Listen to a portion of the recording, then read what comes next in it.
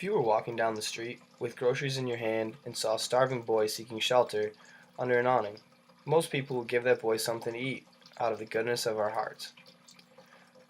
Now, what if I were to tell you, because of some over-adjusted and irrational NCAA laws prohibited anyone from giving this boy anything at all, just because he is a college athlete? It doesn't matter that the boy had no home or no food.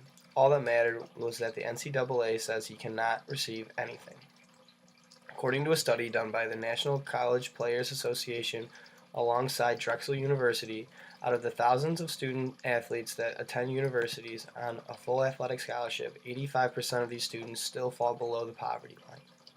These athletic scholarships were put in place to give athletes that come from an impoverished background a chance to attend big colleges even though they don't have the means to pay. This in general was a great idea to diversify not only the NCAA, but collegiate academia as well. For every positive, there is a negative, and in this situation, it is the deception that these underprivileged students face. For these students that rely on their scholarship to attend school at all, there are still mass amounts of other costs that these men and women need to pay for in order to just stay alive, and most do not have the means to pay. Meals, clothing, and basic household items are things that not just college students need, but everyone else as well. And these things, if given to the general population, are called charity, but if given to a student athlete, it's illegal and can result in expulsion from collegiate athletics as a whole. These college athletes not only have no means to pay for their basic needs, but also cannot, by rule, work enough to support themselves with little time that they have outside of practice. According to the NCAA bylaws, no collegiate athlete are allowed to hold a job that would earn them more than $2,500 annually. This minuscule amount of money is not enough for anyone to live off in the first place, but these athletes not only have limited work opportunities, but little to no time between practice, meetings, and academics to hold any sort of career. The bottom line is that not all, but enough college athletes are living in poverty while making millions on millions of dollars for the universities they represent. Who is to say that these universities shouldn't take care of their own in a more reasonable way? Why should these athletes who make the programs the way they are across the nation not be compensated for their time and effort constantly given?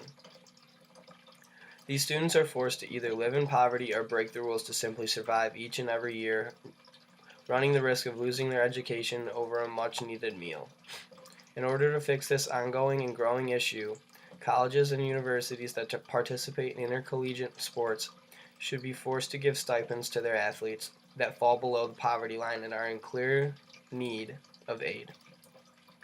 With this stipend, it will eliminate, if not all, the majority of illegally sold sports items from players, illegal contract signings to professional teams, unsanctioned charity, and many other issues that some NCAA athletes need to deal with in order to just survive. As for the specifics of the stipend, money in the form of store credits will be given to athletes for groceries and essentials.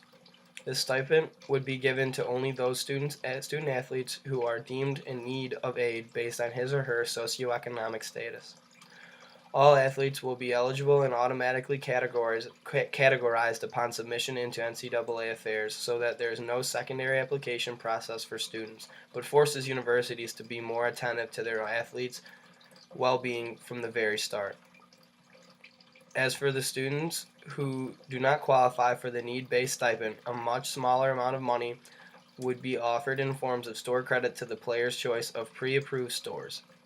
At the end of the payment periods, any leftover funds will be put back into a retainer for future use in the stipend program. In order to pay for this, it will be entirely the responsibility of each individual university. Each year, every university around the country will be forced to take 15% of all ticket and other sports-related profits and combine them at each school to create a retainer for stipend payouts. Slowly but surely, there would be enough money in each retainer to have payouts for years in advance, all from a minuscule sacrifice from the programs that these athletes in need make up and make profit for. With this simple proposition, it may save the well-being and possibly lives of student athletes nationwide. Universities will not be happy about having to sacrifice some of their precious money, but in the big picture, it is too absurd for them to decline. The lives of athletes that make the business possible at all are at stake. No longer will students be deceived by big business, big university, or fat cats with one thing on their mind: money.